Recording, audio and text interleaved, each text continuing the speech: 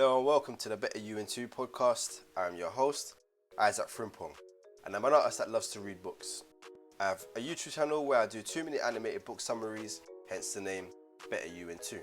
This podcast will be used to talk and review books in just a little more detail. And in this episode, we'll be reviewing the book The 12-Week Year by Brian P.Moran and Michael Lennington.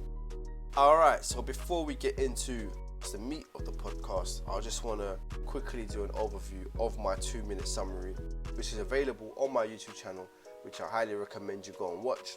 But in case you haven't, I mentioned the fact that the authors talk about a term called neuroplasticity. Neuroplasticity. This is a functionality of the brain, and this talks about how your brain is able to change in terms of size and adjust depending on how you use it. And this can be a positive or negative thing. And the reason why this is so important is because if you use your brain in a certain way, it can increase in size. If you don't use it in a certain way, it can decrease in size.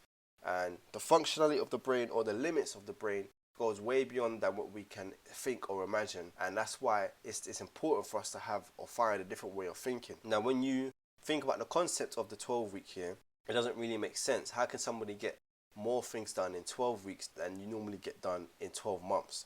What they mentioned in the book is that they did studies on business, and what they found was businesses tend to do well in the first quarter, but then what tends to happen is over the next 2 quarters, the middle part of the year, you become almost dormant in business or on a personal level.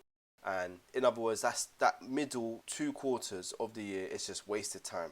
During the last quarter, because you realize that the year is coming to a close and you've not really achieved the goals that you set out for the beginning of the year, then all of a sudden pick it up and try to get as much work done for the end of the year so that you can reach those targets. And what this 12-week year does is eliminate those middle parts of the year and ensure that you are working at a high level throughout the 12 weeks. Because simply, if you put it this way, it's a lot easier to plan for 12 weeks than it is to plan for 12 months. So yes, that's basically the gist of my 2-minute summary. Once again, if you haven't had a look at the summary, I would highly recommend that you go and have a look. And yes, of course, don't forget to like and subscribe. Alright, so moving on. So with this podcast, what I generally try to do is pick out 3 of my favourite lessons that I've learned from the book, and again just talk about them in a little bit more detail. What I do during the weeks or during the fortnight is, break down various points that I found within the book, some of my favourite quotes also. And if you're following me on Instagram, my handle is BetterYouIn2. Check it out. I have various reels where I go into detail, or I break down certain quotes that I find are my favourites and just put my own viewpoint or spin on it. So the first main point, or the first lesson, what I felt was my favourite that I learned from this book, was there are 5 common pitfalls to when you're planning your 12-week year. Those 5 common pitfalls are: number 1, your 12-week plan doesn't align with your long-term vision. Number 2, you aren't staying focused. Number 3, you won't make the tough decisions. Number 4, you don't keep it simple. And number 5, you don't make it meaningful.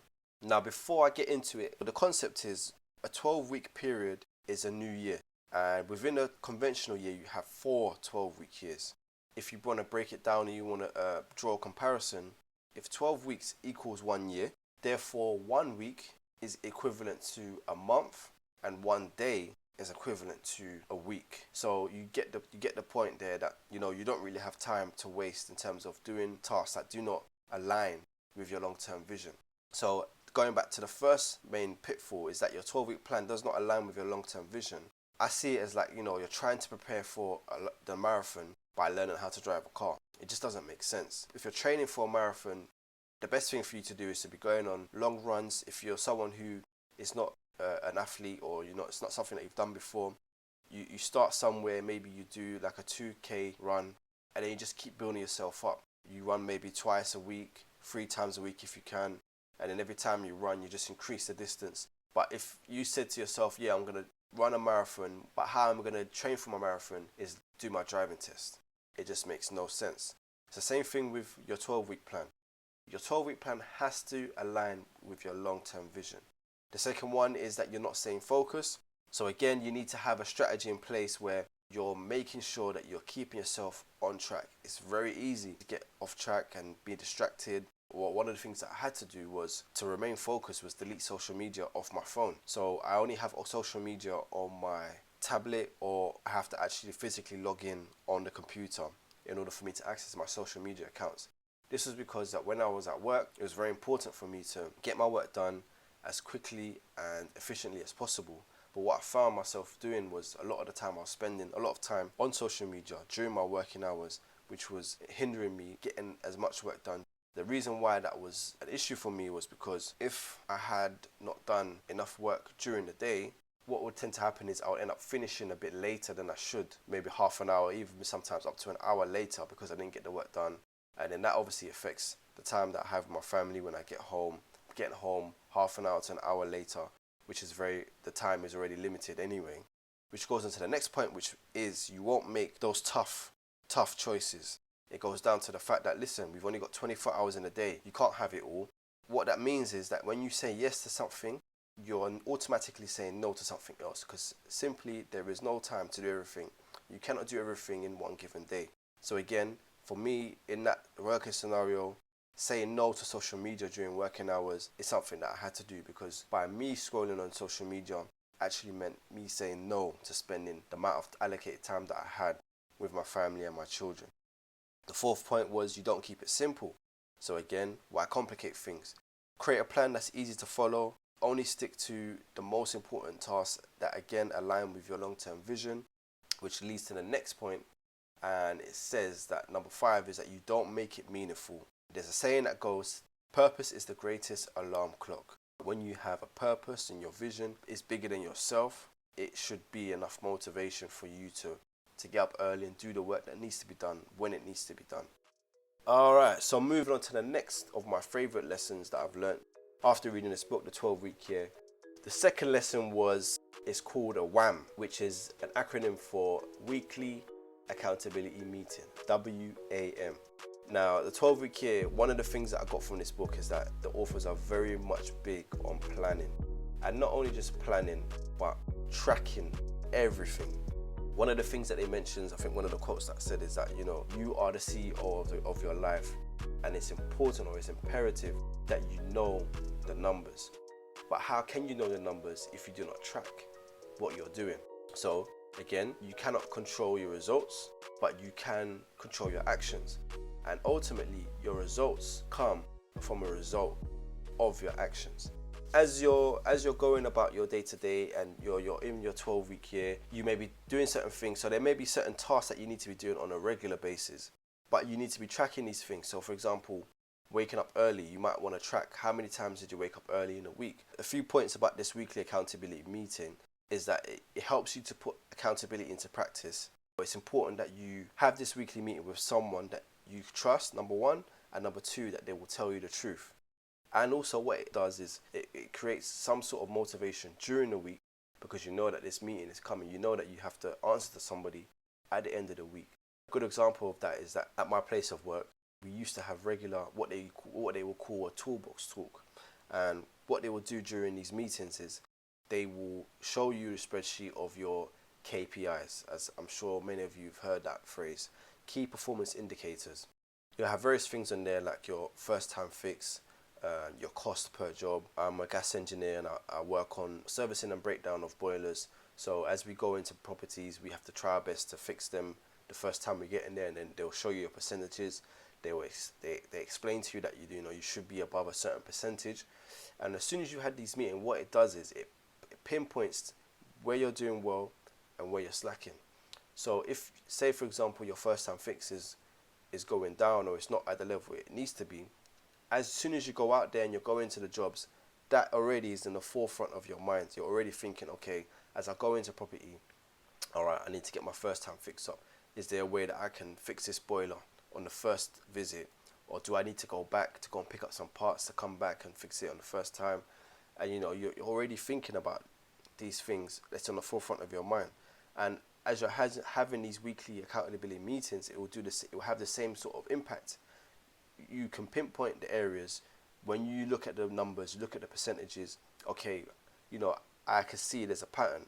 When I wake up early at 5 a.m. in the morning, if that's your case, you realize that everything else falls into place. You get everything else done. But on the mornings that you don't wake up, you struggle to get the work that you wanted to get done in that day. And let's just say, for example, you only waking up, the time you're supposed to be waking up 40% of the time or 40% of the week. You know, okay, I need to make sure that waking up early is a priority, so that you can look where are those points where that's hindering me from waking up early. Most people will be the night before. You know, you're wasting time watching Netflix, on social media. You know, you're doing this for a couple of hours every night. Make yourself a schedule and stick to it. Be disciplined in those areas. A lot of people are not disciplined in what they've set themselves out to do. They say that they are disciplined, but when you look at the numbers, it says very much otherwise. Alright, I'm moving on to the third and final lesson that I've learned from this book, The 12-Week Year. It mentions that there are 3 components to effective time use. So he gives the 3 components, which are strategic blocks, buffer blocks, and breakout blocks. Now, I love the way he kind of just breaks this down. The strategic blocks are meant to be 3 hours in length, and according to the authors, they say that this should be scheduled early in the week for you to work on your business and not just in it. And this is very, very important, because as we're going about our lives and going about, you know, the working day, the working week, what can tend to happen is you can just end up only working in your business, i.e. you're doing the things that need to be done in order for your business to keep running, right? You're processing sales, you're creating invoices, you're answering phone calls, but you're not actually spending time to sit down, look at your business from maybe a bird's eye view and trying to come up with strategies in order for your business to improve. It's 3 hours in length. That's what they recommend, scheduled early in the week, which is important, which will help your business grow even more effectively. Then the authors mentioned that you have to schedule in some buffer blocks, 30 minutes to 1 hour, scheduled once or twice a day, to tackle those insignificant but mundane, unavoidable tasks that need to be done. This is things like responding to emails, responding to phone calls, you know, doing some admin work that, you know, again, these are the things that, you know, you may not see as very much important, but it just has to be done. So again, that's not taken away from you doing your most important tasks that need to be done during the day or during the week. And then the third one was the breakout blocks, which again is something that seems to be very important. This is designed to prevent burnout. They recommend that this should be something around 3 hours in length, scheduled only once a week, but only after, which is important, the rest, which is the strategic blocks and the buffer blocks, and obviously your actual work in the business is working for you. This can be scheduled in once a week, and I would probably recommend towards the end of the working week. So maybe on a Saturday night when you've done most of your work, or maybe on a Sunday night, and it's just literally a time for you to have enjoyment. I like the fact that the authors put a limit on it. If you're going to try and achieve more in 12 weeks than you did in 12 months, you don't really have time, let's be honest. But at the same time, you don't want to be spending all your time working so that you end up being burnt out. There's a saying that goes that you're burning the candle at both ends. If you burn the candle at both ends, it's not going to last very long, isn't it? And we have to be very careful of that. But at the same time, when you put a limit on those breakout blocks, it also prevents you from spending too much time doing those things that you enjoy, because, you know, too much enjoyment will only hinder you being able to do the work that you ought to be doing. And yes, so there you have it. That is the podcast for today, based on the 12-week year, written by Brian P.Moran and Michael Lennington. This is a book that I will recommend to anyone who feels like time is running away from them. This is something that I have had for a number of years, where I say I do certain things, but my results reveal otherwise. So for example, the training. For as long as I can remember, probably from the age of 16, I've always trained in some way, shape or form. But currently now, I'm a 34-year-old man. Even though I've trained from the age of 16, I'm probably in my worst shape I've ever been in. And it's ironic that after reading this book, it kind of really spoke out to me personally, because in terms of this platform, the first quarter of the year, I did, you know, reasonably well. Then the middle 2 quarters, I slacked off big time. And now that it's coming to the end of the year and I realized that, oh, you know, I set out these targets for myself and I had these various goals. Now I'm all of a sudden trying to get the most out of the last, you know, quarter of this year and hence why this 12-week year is very much applicable to me.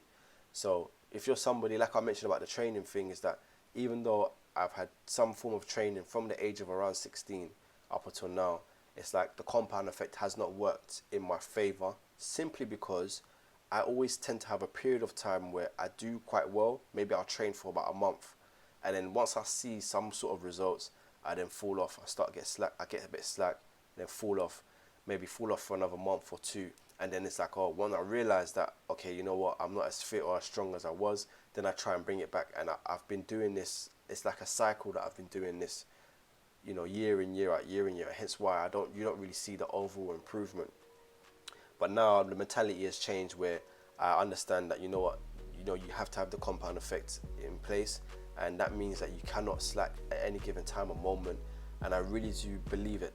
After reading this book, it will help me in order to maintain that mentality and maintain that momentum to keep going and to get the most out of my time. So you're listening to this podcast and you're someone that feels like, man, I wasted a lot of time, or I've not achieved what I thought I would have achieved by now. Have a read of this book. It will change your mentality. So yes, pick up this book, 12-Week Year by Brian P.Moran and Michael Lennington, and see how your life can change for the better. But once again, my name is Isaac Frimpong. Thank you once again if you made it to the end to listening to this podcast. I'll be very grateful if you could like and subscribe, and also share with someone that you know may be of benefit to listening to this podcast. I myself am just on a journey, and this is the whole point of this platform. On a journey, learning different things from books. And as I'm learning these things, putting this stuff out there, and as I'm on this journey and as I'm learning these things and implementing them, hopefully those listening can learn something from it also. Once again, thank you for listening, and God bless.